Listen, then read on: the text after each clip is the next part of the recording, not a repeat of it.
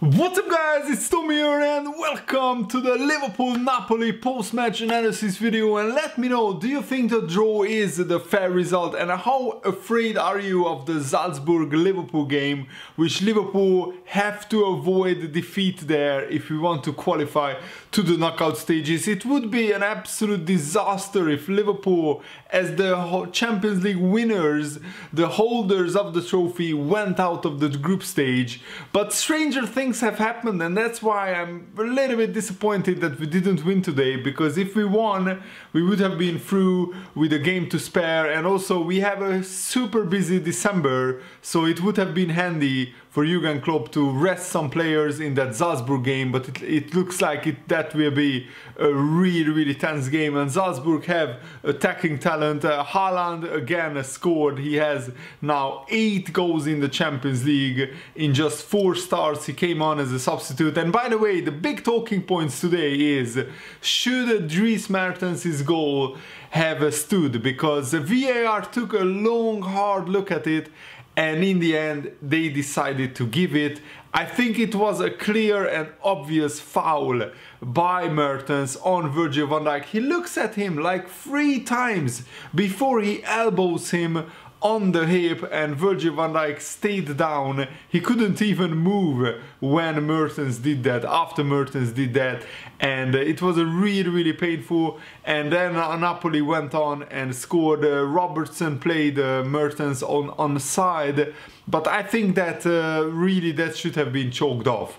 I don't know why VAR didn't rule it out, because a similar moment happened yesterday in the Real Madrid Paris Saint-Germain game, where the Real Madrid goalkeeper Courtois got sent off and there was a penalty awarded.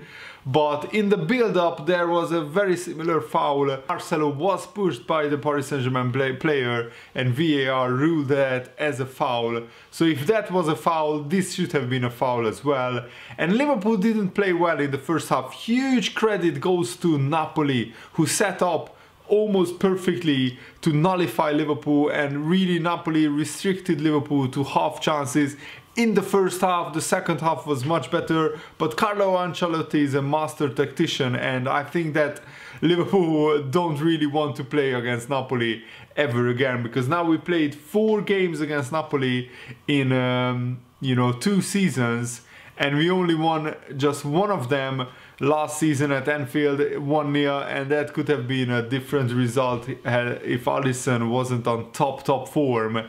And yeah, Liverpool played much better in the second half, but in the first half Liverpool probably took 5-6 touches sometimes on the ball, when 1 or 2 touch football should have been enough. Alex Oxlade-Chamberlain came on in the second half and he changed the game. He was absolutely brilliant. But if it wasn't for a brilliant Dejan Lovren header, which he scored from a James Milner's corner, it could have easily been a Liverpool loss. I think Lovren was my man of the match, but also Alex Oxlade-Chamberlain had a fantastic performance. He really needs to start more games. The biggest concern for me after this game is not just how Liverpool played, but Fabinho went off injured. He got a knock in the first half, he received treatment and then he tried to carry on, but he couldn't, so he had to be substituted.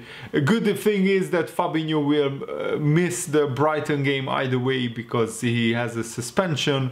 But if Fabinho will be out for a month or 2 months, that could really derail Liverpool's season, and it could really have a massive repercussions in the title race as well, because I think Fabinho is Liverpool's most crucial midfielder. He shields the defense brilliantly, and also this was now 11 Liverpool games where Liverpool conceded at least 1 goal, 11 games in a row. And also Liverpool played 9 games at Anfield so far this season, and we kept 0 clean sheets. And that has to be a concern for Liverpool and for Jurgen Klopp. And especially the fact that Liverpool haven't kept a clean sheet in 11 games in a row. That is a similar run to what Liverpool had in 1998. So that is 21 years ago, the last time Liverpool conceded a goal, 11 games in a row. That was the last time where Liverpool failed to keep a clean sheet in 11 games. And that's just not good enough. Something is wrong with the defense, and I'm not sure what or why we are conceding goals in almost every, or pretty much every game recently. And also, Joe Gomez had one of his worst performances in a Liverpool shirt. I have to admit that I was very disappointed in how Joe Gomez played. He was really shaky at the back. We could have easily conceded more goals. But yeah, Joe Gomez was substituted in the 57th minute. And also, I'm not sure it was a good idea to rest Trent Alexander-Arnold. I get why Jurgen Klopp did it, because you know, he wanted to give Trent Alexander-Arnold a breather. But with Trent Alexander-Arnold, Liverpool could have easily won this game. And then we could have rested the whole first team in the last group game against Salzburg. So I'm not very sure whether this paid off or pays off in the long run or not. And Trent came on in the last like 15-20 minutes, but he really couldn't really change the game. He had some really good crosses, which mostly the Napoli goalkeeper dealt with it very well. I just enjoyed Alex Oxlade-Chamberlain's performance in the second half so much. He had a swagger to his play. His passing was very crisp. His crossfield diagonals, his crosses, they were like really awesome, and I really enjoyed Alex Oxlade-Chamberlain's performance. I think that he needs to start more games, especially against teams like Brighton and Bournemouth, the games that we have coming up. Alex Oxlade-Chamberlain really needs to start. What I would do if I was Jurgen Klopp is play Henderson as a number 6 in the Fabinho position, and play Wijnaldum and Alex Oxlade-Chamberlain in the midfield. And also Mohamed Salah, let's talk about him.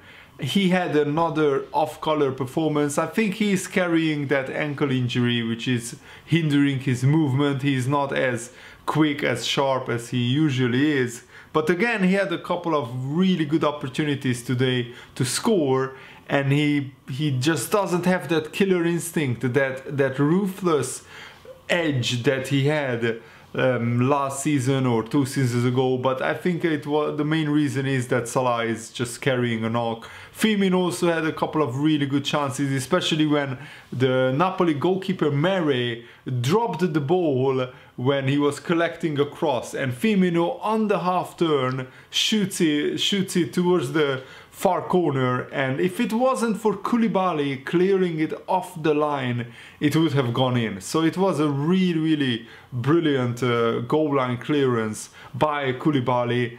But I will be honest, if Liverpool don't have Dejan Lovren today, he was outstanding both defensively and offensively, and that header from the Milner corner was stunning into the far corner. The goalkeeper couldn't even move. It was so accurate. So if Liverpool don't have this informed Dejan Lovren today, we could have easily conceded, a defeat at Anfield for the first time this season, because Liverpool were a little bit off color, and it's a little bit concerning because this is now the second pretty bad performance in a row.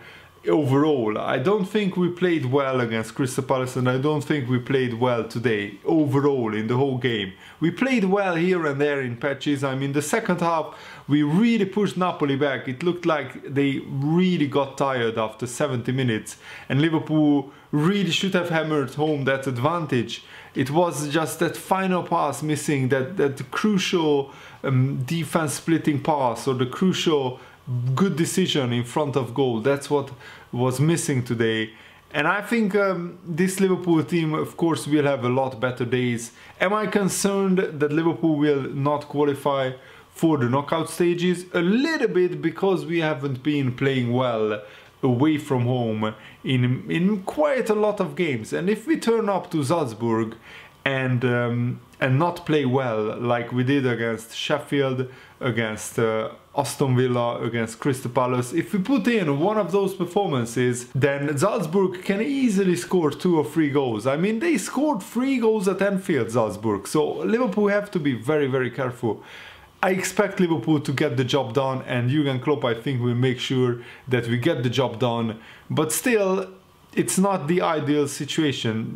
Liverpool and Jurgen Klopp didn't want to go to Austria, to Salzburg, to that cauldron of a stadium, to needing a result. That's my opinion, and I think it showed Jurgen Klopp really got worked up on the referee. I don't really want to talk about the referee, but he made a couple of really suspect decisions. The biggest one, I think, when Salah was basically choked by Koulibaly. He was manhandled in the box, but because Salah doesn't go down, the referee doesn't give a penalty. And this just shows why Salah and Mane sometimes go down under the defender's touch, because if you don't go down, you will never get a penalty.